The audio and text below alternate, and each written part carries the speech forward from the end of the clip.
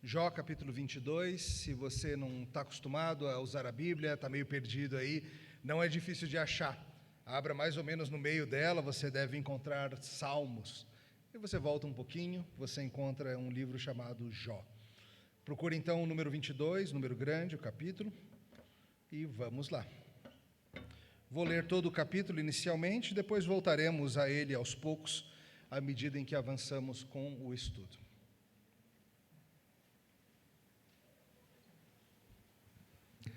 Jó 22, assim diz a Escritura.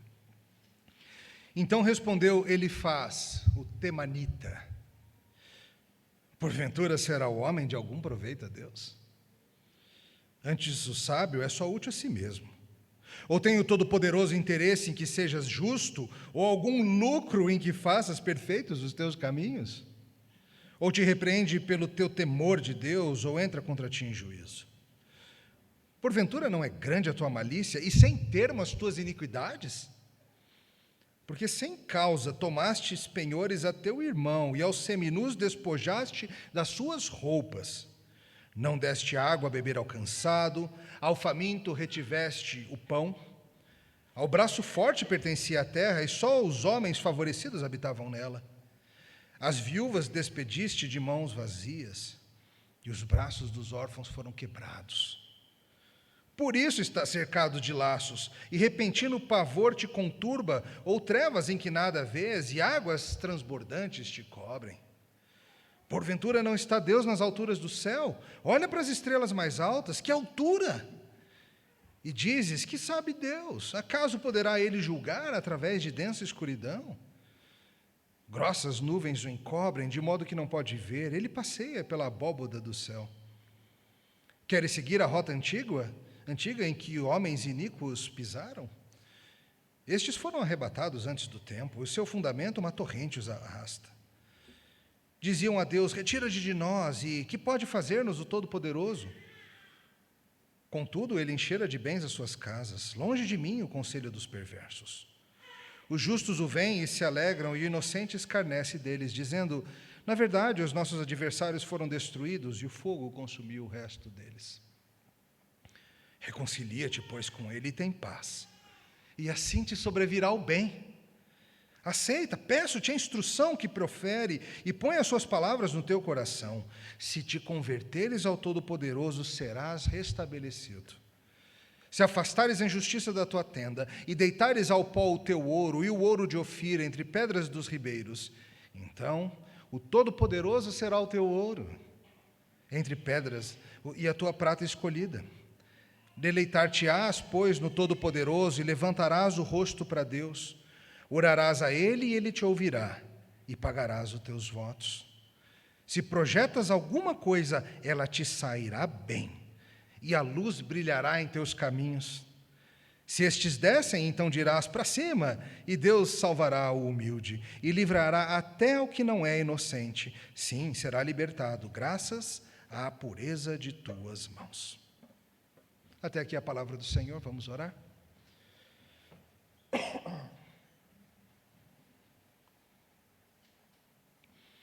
Nesta noite, Senhor, ao considerarmos as antigas palavras de Elifaz, pedimos que o Senhor nos oriente, nos ajude a discernir certo de errado, luz de trevas, verdade de erro. Em nome de Jesus. Amém. Outro dia o pastor Tarcísio lançou a ideia de que o que esses homens fazem com Jó, seus amigos, é algo muito parecido com um interrogatório policial. Eu gostei dessa ideia e vamos correr com ela um pouco. Veja, interrogatório policial é algo que todos nós temos larga experiência. Em filme, gente, não necessariamente em estar lá. Não sei o quanto, é claro, os filmes e romances se assemelham ao mundo real. Eu ando numa fase de leitura de romances policiais. Redescobri o Jeffrey Deaver, um autor que eu gostava de ler muito, e reencontrei-o, e já li 3 na sequência aí, em menos de 10 dias. E tenho visto muito dessas cenas da polícia tentando extrair a verdade do acusado. E a pergunta que fica é como lidar com alguém que é acusado de ter feito mal, alguém de quem suspeitamos que seja um criminoso, o suspeito de algo vil, o potencial criminoso, aquele que está ali. Jó está nessa situação. Seus amigos, entretanto, não estão agindo tanto como investigadores justos em busca da verdade, mas como acusadores prontos a já passar a pena, a sentença. Eles têm certeza, Jó pecou. E eles estão usando as suas táticas de interrogatório. Essas costumam levar em conta algo da personalidade do acusado, se introvertido, se extrovertido, envolve a informação que você tem contra ele, nunca deixa o acusado saber o quanto você sabe, jogue coisas e mexa com a mente dele. Uma das táticas mais comuns, e vocês já viram essa em filme, é a do good cop, bad cop. O policial bom e o policial malvado. Vem aquele que chega e grita e ameaça e promete tornar a vida do acusado um inferno. E ele é tão ruim que chega um ponto que o outro policial fala: cara, você está exagerando, e tira ele da sala. Já viu isso, né? É tudo combinado. Tira ele e ele sai chutando a cadeira ou alguma coisa assim. E aí vem o outro, o bom policial, que vem de forma racional e tranquila, falando manso, e rapidamente o acusado quer o abrigo desse bom policial. Essa é uma tática. Uma outra tática muito comum e parecida com essa, embora não exatamente igual, é a tática do porrete e da cenoura. Você vai alternando. Pode ser a mesma pessoa, o mesmo interrogador, ou podem ser dois. Você vai primeiro ameaçando com o porrete. Você questiona, você deixa a arma ali bem à vista.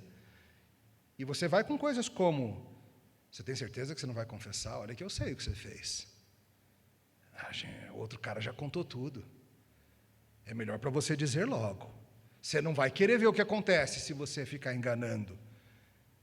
E você vai pelo medo tentando criar a confissão. Mas para essa tática funcionar mesmo, ela precisa ser acompanhada da cenoura, como se diz. O porrete é a ameaça e a cenoura é o prêmio que se oferece. Sei lá, acho que pensam que o acusado é um coelho, alguma coisa assim, que vai querer a cenoura. Mas para funcionar tem que ser assim. Tem que, ao mesmo tempo em que oferecer uma ameaça, oferecer algo desejável ao acusado. Porque ele assim vai se mover não somente de algo que o assusta, mas ele vai se mover numa direção de algo que o atrai. A cenoura é uma oferta boa. Venha, se você confessar, a gente vai diminuir sua pena. Se você for o primeiro do bando a admitir, a gente fala com o pessoal, com o juiz, sei lá com quem, com o promotor, e a gente consegue algo mais brando, uma prisão com vista para o mar, alguma coisa assim, uma refeição extra, sei lá. Ou então a gente consegue para você, quem sabe até mesmo que você seja protegido no serviço de proteção às testemunhas e coisas assim. O porrete e a cenoura. Esse é o caminho que ele vai tentar hoje. O estilo porrete e cenoura.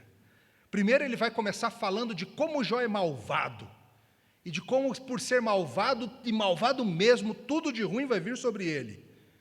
E aí ele vai oferecer a cenoura. Uma aparente linda saída que supostamente vai resolver tudo. Mas você vai ver que isso é inaceitável. Vamos considerar isso com cuidado e atenção, vai sobrar para você também. Porque ao fazermos isso, iremos pensar acerca de como nós fomos ou somos atraídos a Cristo ou não. Eu quero que você considere o que te atraiu. Se foi o próprio Cristo ou se foi o porrete que alguém falou, ou se foi a cenoura que outro ofereceu. E eu quero que você considere também acerca de como nós devemos oferecer o Evangelho às pessoas. Como nós lidamos com pessoas que são más, são pecadoras. Como que a gente oferece o Evangelho, como que a gente oferece o próprio Deus. Não do jeito de Ele faz, mas de um jeito que pega parte do que Ele traz e Ele faz, mas do jeito certo. Ele tem um chamado para Jó, mas não é o mesmo do chamado do Evangelho. Essa é uma aula sobre como não agir. E claro, assim aprenderemos o certo. Hoje nós veremos que o Evangelho é o chamado para deixar a autojustiça míope e conhecer ao próprio Deus, a fonte de todas as bênçãos. O Evangelho verdadeiro é o chamado para deixarmos a nossa míope autojustiça e conhecermos a Deus em Cristo. Veremos isso em duas partes. A primeira delas é a miopia da autojustiça que nos leva a bater espiritualmente nas pessoas. A palavra está com ele faz, e ele vota com o relator. Talvez ele seja o relator. Não, o relator é o diabo, mas ele vota junto. Estamos no meio de mais uma rodada de conversas. No capítulo 20, o pastor Tarcísio trouxe mais uma brutal sentença da parte de Zofar. Zofar achava que tinha razão pura e que a sabedoria dos antigos era ao seu favor, mas vimos que não era bem assim. Em Jó 21, o quase pastor Marcel nos falou sobre como é complicada a nossa percepção acerca do mal e a sua punição nessa terra, ou a aparente falta dela. E fomos poderosamente lembrados acerca de olharmos acima do sol. A temperatura vem esquentando e vem Elifaz novamente para o ataque. Se lá atrás Elifaz meio que admitiu que talvez Jó fosse inocente de alguma coisa, agora não mais. Se antes ele veio com uma certa gentileza, agora ele tirou as luvas, agora ele vai para a pancada mesmo. Olha como ele começa novamente, versos 1 a 4. Então respondeu Elifaz o temanita: porventura será o homem de algum proveito a Deus? Antes o sábio é só útil a si mesmo. Ou tem o todo-poderoso interesse em que sejas justo? Ou algum lucro em que faças perfeitos os teus caminhos? Ou te repreende pelo teu temor de Deus, ou entra contra ti em juízo? Esses primeiros versos trazem um questionamento um tanto difícil de entender da parte de Elifaz. A melhor sugestão que eu encontrei é que Elifaz estaria acusando Jó de ser alguém que acha que Deus é seu devedor. Ele estaria questionando e falando: Jó, você acha, né, que Deus é seu devedor, que você é credor de Deus, que você tem dívida com Ele. Porque, veja, na cabeça do homem cheio de autojustiça, é meio assim que anda. Eu ando por esse mundo e eu sou bem bom. Esse mundo é melhor por eu estar nele. A minha família, a minha cidade, a minha igreja, olha, eles têm uma baita sorte de que eu estou presente neles. E Deus certamente tem dívida comigo. No começo ele parecia questionar se haveria alguma forma de Deus ficar em dívida conosco, de nós sermos credores de Deus, e não, claro que não. Não tem como a gente acumular mérito. Então, o que ele faz estaria dizendo é: Jó, você acha que você tem direito a uma vida boa, porque você, no passado, como você vem insistindo, servia a Deus e amava a Deus e queria o bem das pessoas, e agora você acha que tem direito a uma vida boa? Não, claro que não. Porque na cabeça miúda de Elifaz, aquilo que se passa na nossa vida é necessariamente e exclusivamente um resultado direto daquilo que a gente andou fazendo. Quase que uma versão bíblica de um karma. Mas não é assim que a vida anda. Ele está argumentando: Jó, Deus não te deve nada, não. Você acha que Deus está em dívida contigo por ter o amado por muitos anos? Você insiste, Jó, que não fez nada, que vem levando uma vida boa, que tem crédito acumulado. Você acha, Jó, que você é como um motorista que é parado pelo policial e você está embriagado e você argumenta: mas eu dirigi sóbrio milhares de vezes. Não importa. Hoje você não está. E certamente você aprontou alguma, Jó. Deus não te deve nada, não. E veja, o difícil da gente ler Jó é justamente a mistura de erro e acerto. E a mistura de usar a verdade a serviço da mentira. Ele está argumentando que Deus não tem necessidade do homem, isso é verdade. Ele está argumentando que o homem não tem em si, no seu trabalho, proveito para Deus, que Deus não precisa do homem, isso é verdade. Mas a aplicação dessa verdade teológica está errada. Sim, Deus se deleita em nossos atos de gratidão, mas eles não aumentam sua glória ou a satisfação eterna em si mesmo. O Santo Deus Trino, que existe em eterna relação de perfeito amor entre Pai, Filho e Espírito Santo, ele não precisa do nosso amor. Mas Ele se deleita, sim, no nosso amor. Ele se deleita em que nos relacionemos com Ele. Como diria John Piper, Deus é eternamente satisfeito em si mesmo. Mas a conclusão que ele tira a partir dessas verdades é falsa. Sim, o homem não pode colocar Deus no bolso. Sim, o homem não pode ser credor de Deus. É Deus quem faz tudo. Mas Deus gosta, sim, de nos usar. Deus se alegra e se deleita em que nós tenhamos prazer nele. E no final das contas, ele faz aquilo que acusa Jó de ser. Ele é um homem que anda por autojustiça, e na vida dele está tudo bem. Na vida dele está tudo manso. E como ele vem mostrando abundantemente, na cabeça dele é porque ele está se comportando muito bem. É muito fácil nós sermos assim também, queridos. É muito fácil a gente olhar para aquele membro da igreja, ou para aquele familiar descrente, por exemplo, e você falar assim, né, essa vida desse cara está complicada, está cheia de coisa ruim, também só peca. Sendo que o livro de Jó vem quebrando essa nossa visão, vem nos lembrando que a vida é muito mais complicada que isso. Que a gente não pode fazer essa equação. Sofrimento certamente foi causado por um grave pecado. Ele vive querendo colocar Deus na caixinha. Ele não consegue entender que Deus pode agir de formas surpreendentes. E a partir do verso 5, ele vai começar a pintar um quadro tenebroso acerca de Jó. Na sua autojustiça, na sua função de alguém que se acha muito, ele começa a pintar o pior quadro possível acerca de Jó. Ele carrega nas tintas. Já ouviu essa expressão? Muitas vezes a pessoa escreve algo que é até verdadeiro, mas ela carrega nas tintas. Ela pinta um quadro mais forte do que era necessário ser. Ela pega coisas que podem até ser verdade e faz a leitura perversa, ou a pior leitura possível. Às vezes a gente faz isso.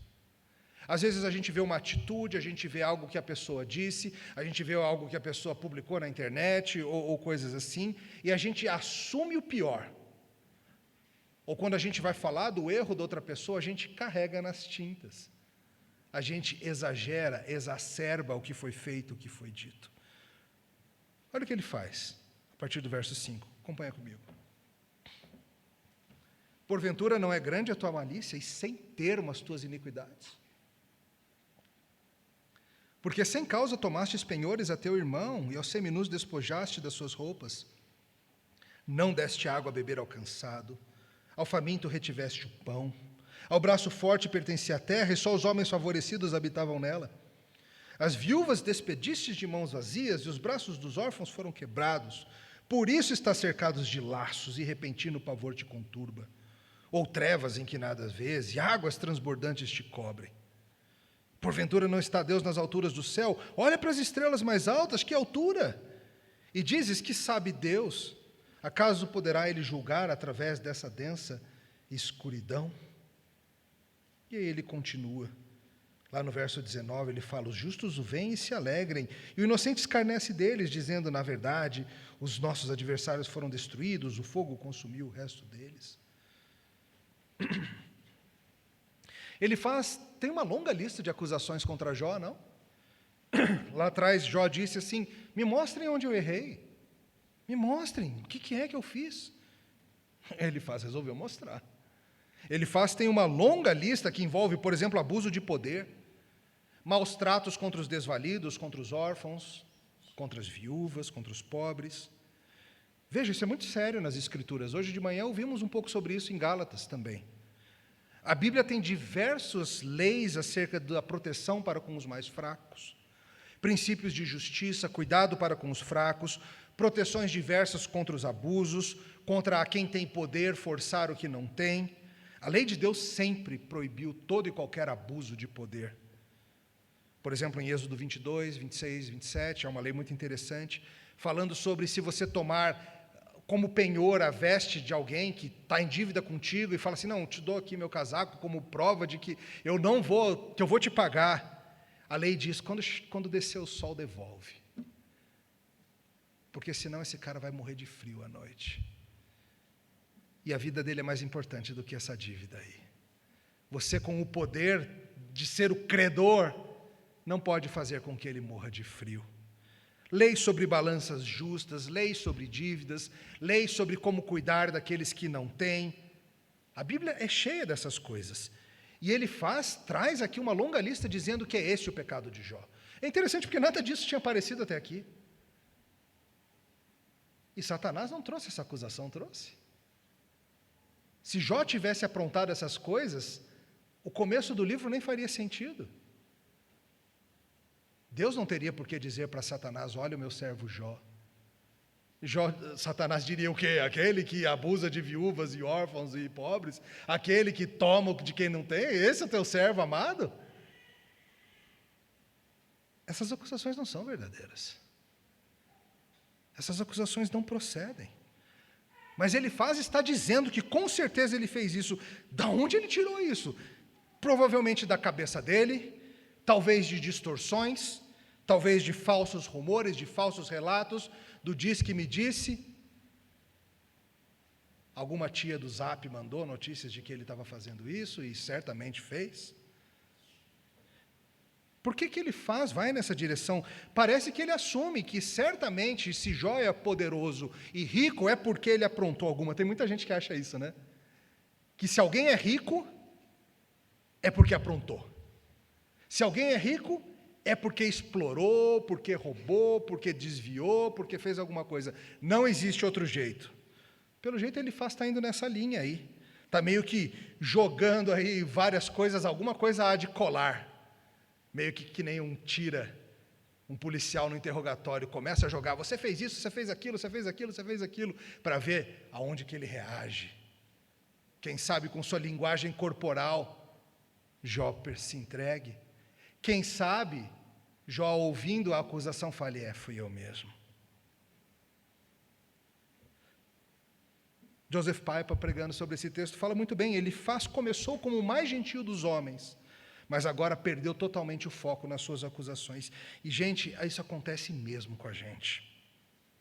Quando a gente está no embate, seja pela internet, seja pessoalmente, a gente vai ficando frustrado porque a coisa não está avançando, o nosso ponto não vai se provando, e a gente vai ficando mais e mais hostil, mais e mais miópico, à medida que vamos ficando frustrados, e às vezes a gente perde a linha mesmo.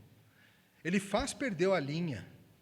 Às vezes a gente está lidando com alguém que a gente tem certeza que errou, e a gente não consegue provar que errou. A gente começa a inventar coisa, a gente começa a jogar todo tipo de acusação, a gente começa a carregar nas tintas, a gente começa a exagerar coisas pequenininhas, a suprir as entrelinhas no que não está lá, e às vezes a gente até cai no erro de chamar de certo o erro e assumirmos o pior. Fizeram isso com Jó, fizeram isso com o nosso Senhor também, não? Tantas e tantas vezes. Eles não tinham do que acusá-lo de verdade.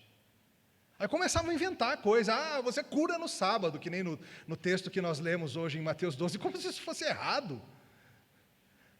Você come no sábado, vocês pegam espigas. A lei deixa, o que vocês estão inventando? Você isso, você aquilo. O tempo todo, o servo sofredor Jesus Cristo foi acusado dessas formas vis também. Você diz que é Deus, eu sou mesmo. E esse tipo de coisa. Talvez já tenham feito isso com você também. Talvez você já tenha sido vítima, que nem Jó está sendo aqui, de pessoas carregando nas tintas, pegando pequenas coisas que você fez e exacerbando, ou atribuindo motivos que não estavam lá. E dói, não dói? Mas talvez você já tenha sido quem usou o porrete desse jeito, não? Talvez você, com o intuito de condenar alguém perante o grupo, ou com a vontade de fazer-se certo perante todos, você tenha feito a mesma tática. Cuidado, gente. Mesmo gente experiente, sábia, vivida como ele faz, pode ir perdendo a linha quando vai ficando frustrado na conversa. Elifaz é um homem cheio de justiça própria. Ele tem um conhecimento teórico acerca de Deus e sua lei. E esse é o problema do fariseu. Como aqueles fariseus que acusavam Jesus em Mateus 12. Não é necessariamente ignorância completa acerca de Deus, da teologia, da lei de Deus. Ele só não a ama de verdade. O seu conhecimento é teórico, e ele gosta de usar a lei para o mal, para bater nas pessoas. Ele entende algumas coisas, mas ele não entende graça de fato. Ele conhece algo da lei, mas nem a lei ele conhece direito, porque se conhecesse direito, ele estaria batendo no peito de joelhos, pedindo misericórdia. Não andando por aí, dou graças a Deus que eu não sou que nem Jó. Ele faz, não somente acusa Jó de ser um homem perverso, mas ainda diz que é um homem perverso no estilo do Salmo 73. Aquele que escarnece de Deus, aquele que faz e diz, Deus não está nem aí, que acha que não há lei, que acha que não há consequências. Os perversos são condenados, versos 15 a 20 trazem isso. Os perversos serão condenados, e tu está no caminho deles, Jó. Mas Jó não é isso, gente. E como é fácil nós termos essa mesma atitude de perseguidor, de alguém que busca achar falta em tudo, de alguém que fica distorcendo e ampliando fotos e fatos e ditos, procurando o que não está lá e exagerando o que está. Essa não é sua vocação, cristão. Isso nem dom espiritual é. Tenho o dom de achar faltas nas pessoas. E sabe, muitas vezes a gente acha que evangelismo é isso. Bater nas pessoas acerca do pecado delas. E veja, aí vai a sutil distorção, porque sim, a lei de Deus deve ser usada para mostrar o pecado como um espelho erguido na frente da pessoa, sim, com o intuito de que com isso ela corra para Cristo. Não com o intuito de que com isso nós destruirmos as pessoas e as humilharmos e acabarmos com elas. É interessante porque nós, como povo de Deus, corremos o risco de virarmos como Ele faz quando nós tratamos com os descrentes desse mundo. Muitas e muitas vezes parece que a igreja existe apenas para falar mal das atitudes da cultura ao nosso redor, da sociedade em que vivemos. A gente olha os absurdos que se passam no nosso país, na nossa cidade, no Ocidente, no mundo secularizado, etc., etc., e parece que as nossas pregações e as nossas conversas, elas são acerca apenas de falar e mostrar os erros lá de fora. Nós soamos como Ele faz muitas vezes. Prontos a destruir e magnificar o pecado da sociedade, mas incapazes de olhar para nós mesmos e as nossas faltas. Por exemplo, quando nós vemos a carta de Paulo aos Gálatas ou aos Colossenses, no que Paulo foca? Nas horríveis coisas que os pagãos da Galácia, de Colossos, faziam? Não. Ele não escreve a carta para falar, cuidado com os Gálatas, cuidado com a turma aí da cidade, eles fazem isso, isso e aquilo. Ele fala, olha o que vocês estão fazendo, cristãos. Olha o que vocês estão fazendo. Quando ele escreve para os de Corinto, a carta é para fazer uma denúncia pública, um grande alerta acerca de o que a turma da cidade de Corinto apronta nos seus templos. Não. Olha essa desunião de vocês. Olha esse descontrole de vocês. Olha o que vocês estão deixando passar. Veja, os erros da sociedade são mencionados lá e cá, sim, mas não são a motivação das cartas de Paulo. Entenda, não é que Deus esteja cego quanto aos pecados da sociedade, não é que nós devamos ignorar os pecados da sociedade, mas o ponto é que nós facilmente focamos tanto no que os descrentes fazem, que nós não olhamos para nós mesmos e os nossos pecados.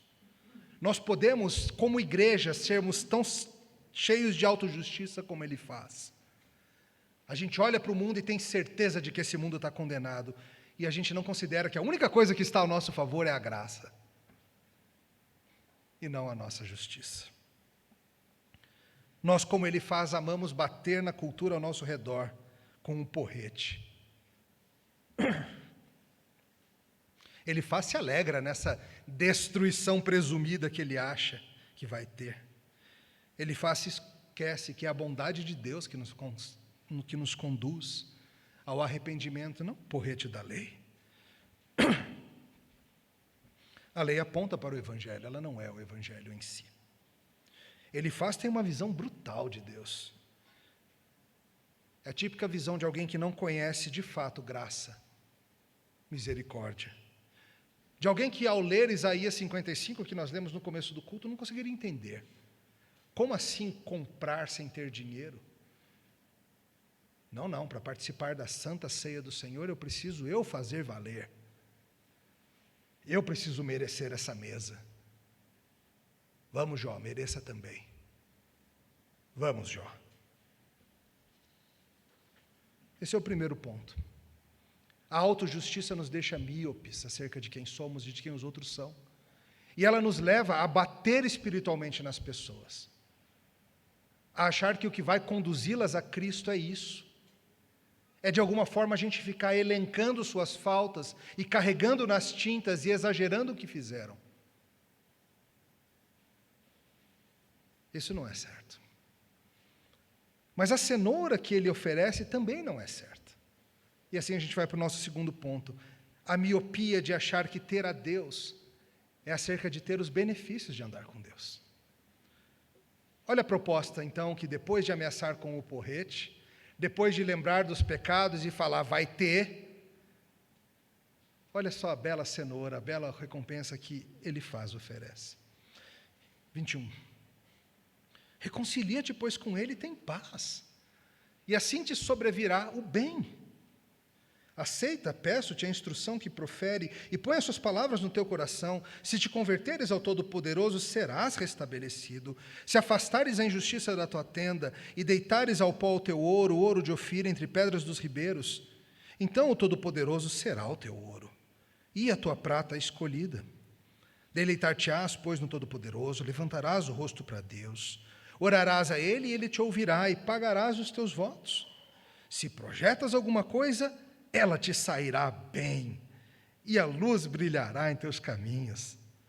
Se estes descem, então dirás para cima, e Deus salvará o humilde, e livrará até o que não é inocente, sim, será libertado. Graças ao quê? A pureza das suas mãos. Ele segue no seu interrogatório e sua tentativa de fazer Jó falar e admitir o que ele nem fez.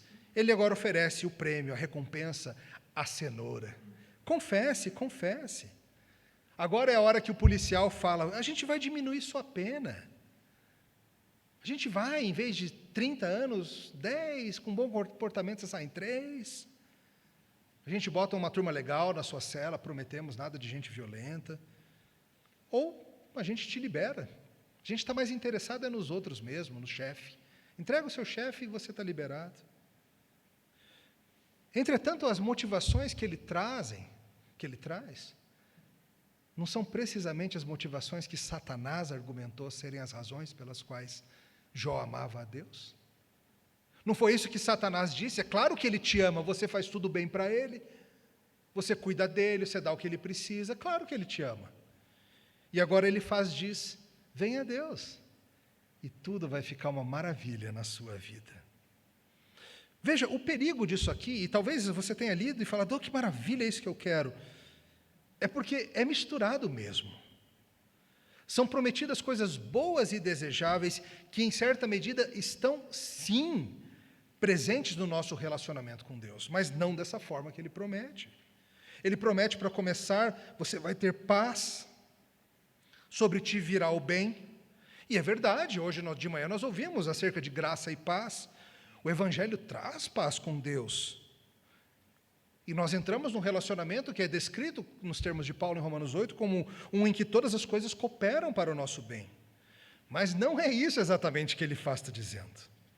Ele está indo por um caminho de promessas de uma vida sem sustos, em que só acontecem coisas boas, em que não vem um tornado e derruba a casa sobre seus filhos, em que não vem bandidos e roubam seus rebanhos, em que o seu corpo não fica coberto de chagas.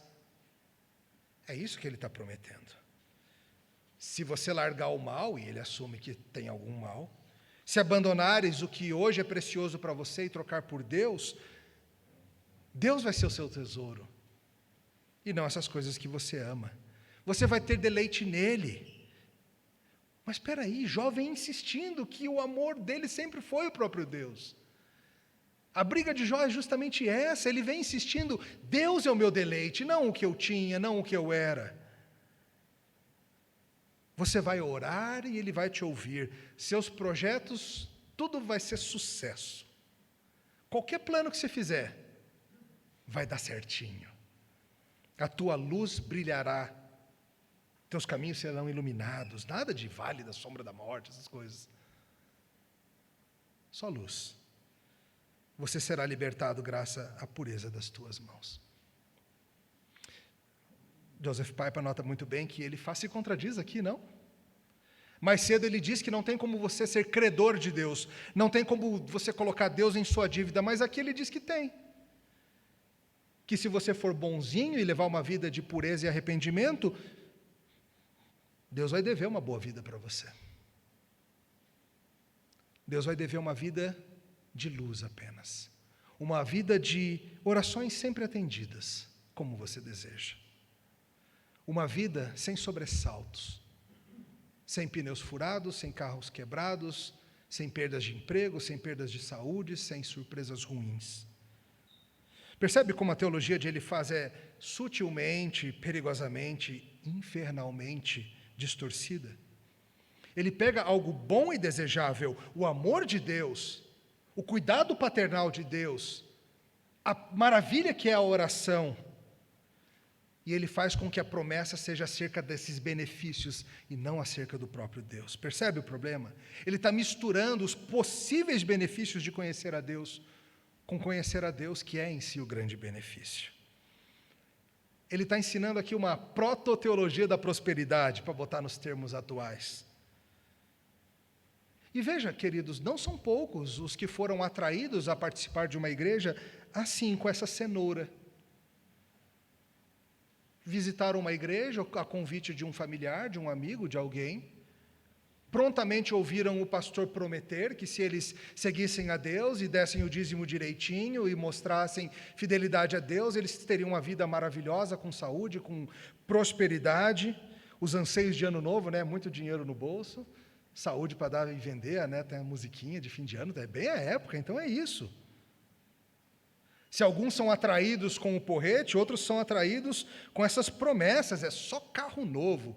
Quando o seu carro insiste em quebrar, você fica assim, cara, que legal, né? O meu foi para a oficina essa semana de novo. Só carro novo. E você fica, o que eu preciso fazer mesmo? Cara, só diz que você ama a Deus e pronto. E larga o pecado, só isso? Eu quero. E Elifaz garante isso, mas Jó tem experimentado o oposto disso, sem jamais ter deixado de amar a Deus. E é isso que não cabe na caixinha de Elifaz. Porque simplesmente não é verdade o que Elifaz está prometendo. Não é verdade que receberemos tudo o que pedirmos. Não é verdade que nossos projetos sempre prosperarão. Deus nos ama demais para isso. Não é verdade que nossos dias serão sempre cheios de luz, terá dias escuros. Não prometa isso ao oferecer o Evangelho, ok? Não é assim que a gente oferece a Cristo. O que você oferece é o próprio Jesus e o perdão dos pecados, e uma nova vida com Ele, a adoção de filhos. Inclusive, é por isso que você encontra muitas vezes na cidade, às vezes você vai falar de Cristo para alguém, ou vai até convidar para vir ao culto, e a pessoa fala, não, eu já fui crente. Já encontrou alguém assim? Já fui crente. E você vai explorando um pouco mais, explora a conversa, tá? Não deixa nesses termos, não. E a pessoa fala assim, não, eu já fui crente, mas aí aconteceu uma coisa ruim na minha vida, eu larguei. Fala, ué? Como assim? Aí você vai ver, é porque isso. O que a pessoa quer dizer com já fui crente é ela participou de um grupo que prometeu para ela que ser crente era igual a ter uma vida sem sustos e sem problemas e sem dificuldades. E aí quando ela percebeu que isso é falso, e é obviamente falso, ela achou que o Evangelho era falso. Mas ela não foi atraída pelo Evangelho. Ela foi atraída por um falso Evangelho. O falso Evangelho de Elifaz. E de tantos e tantos por aí. Elifaz está confundindo as bênçãos, possíveis bênçãos de Deus, com o próprio Deus. Elifaz está confundindo, ele está errando toda a sua abordagem, tanto o porrete como a cenoura. Veja, e o problema, como eu já falei, é que muito disso é verdade. Nós temos em Deus um Pai em quem podemos chegar no colo e nos aproximarmos confiantemente. Temos um Deus que é por nós. Temos um relacionamento de crescente deleite em Deus? Sim. Mas como temos isso? Pela pureza das nossas mãos? Como pode, como ele diz no final, o inocente ser liberto? É de alguma forma a gente limpando as nossas mãos? Como ele faz que você limpa? Se comporte bem. E você vai ser salvo. Você chamaria isso de uma boa notícia? Você que vem vivendo uma vida toda tentando se comportar bem, você chamaria isso de boa notícia ou você já percebeu que você não dá conta? Pois nem eu, nem você e nem Elifaz damos conta. Só acha quem consegue, ironicamente, quem de fato tem uma visão pequena da lei de Deus, como os fariseus tinham. A gente costuma dizer, né, que os fariseus levavam a lei muito a sério, levavam nada. Se levassem a lei realmente a sério, eles veriam a sua incapacidade de segui-la e cairiam de joelhos diante de Jesus Cristo. Nenhum de nós tem mãos limpas. Só o Senhor Jesus se qualificou nisso. Só Ele andou por esse mundo sem nunca pecar. Só Ele. E esse é o grande incentivo que nós oferecemos às pessoas. Esse é o grande incentivo. Sim, a comunhão com Deus é um ótimo benefício, orações atendidas, o cuidado paternal, tudo isso é maravilhoso, mas não confunda, isso não se dá através de nossos esforços, isso não é um merecimento nosso, isso é o mediador, o fiador, o salvador, o redentor Jesus Cristo fazendo por nós. E Cristo insiste nisso. Hoje nós lemos Mateus 12, aquela história tão tristinha, aqueles fariseus reclamando dos discípulos de Jesus pegarem comida no sábado. E eles se mostraram gente que nem ele faz, que querem usar a lei para a morte. Preferiam ver o homem da mão ressequida seguir com sua mão ressequida, do que ver Jesus curar no sábado. E assim que viram, tentaram começar o seu plano de assassinato. Odiavam tanto a Deus, a lei de Deus e o Senhor Jesus, que estavam ali no próprio dia de sábado planejando um assassinato. Esse é o fariseu. Esse é Elifaz. E talvez seja como você tem agido também. Talvez você hoje esteja aqui e o que te atraiu não foi Cristo. Foi simplesmente algo como o medo do inferno, que nem ele insiste aqui. Você aprontou tanto e Deus vai te pegar na curva. E você está aqui pelo medo. E o temor do Senhor tem seu lugar, mas não é o central. Ou talvez você esteja aqui entre o povo de Deus porque alguém te garantiu que a vida ia ficar muito boa. E você está esperando, não foi 2020, mas teve pandemia e tal, dá um desconto para Deus. Não foi 21 também, porque voltou, né? Teve não sei quantas ondas aí, que onda que a gente está. Mas Deus agora, 2022, vai ser a última chance que eu vou dar para Deus. Para a minha vida brilhar. Senão eu largo dele também. Eu espero que você esteja aqui por Cristo. E se você não está, hoje é o dia. Ao falar acerca dele, lá em Mateus 12, foi dito que ele não esmaga a cana quebrada. Jó é cana quebrada. Jó é um pavio que está só aquela fumacinha, prestes a se apagar. E Elifaz está doido para esmagar essa cana. Elifaz está doido para apagar esse pavio. Não o nosso Senhor. O nosso Senhor usa a lei para o bem. O nosso Senhor é manso e humilde de coração. Deus não é seu devedor. Deus é teu redentor. Deus é aquele que encarnou. Deus, o Filho, encarnou e pela graça viveu e morreu por aquele que crê. Nós não temos nada para nos orgulharmos diante de Deus. Nossa santidade, nosso bom comportamento, nossa teologia, nossa precisão bíblica, nossa confissão de fé, nada disso. O que a gente tem é apenas a mão vazia, recebendo dele. Esse é o chamado dessa mesa. Essa mesa é para quem sabe que não tem nada. Quem acha que tem direito a essa mesa, quem acha que essa mesa é uma dívida para com ele faz e sua turma. Nós não temos direito. A gente vem pela graça daquele que não nos esmaga. Como que a gente oferece o evangelho a alguém? Como oferecer perdão pelos pecados? Não do jeito de Elifaz, mas de um jeito que usa, sim, alguns elementos do que ele tem, do jeito certo. Mostramos a lei, para que a pessoa entenda onde ela está. Apresentamos o juízo, para que ela saiba que a coisa é séria. E apresentamos a Cristo, como o caminho da salvação, o deleite maior. Temos algo muito melhor do que o medo da punição. Temos algo muito melhor do que os benefícios de conhecer a Deus. temos a boa notícia de que se você vier a Cristo pela fé, Ele vai te receber. Sim, você vai ser recebido por Cristo. Ele é manso e humilde. Ele jamais te lançará fora.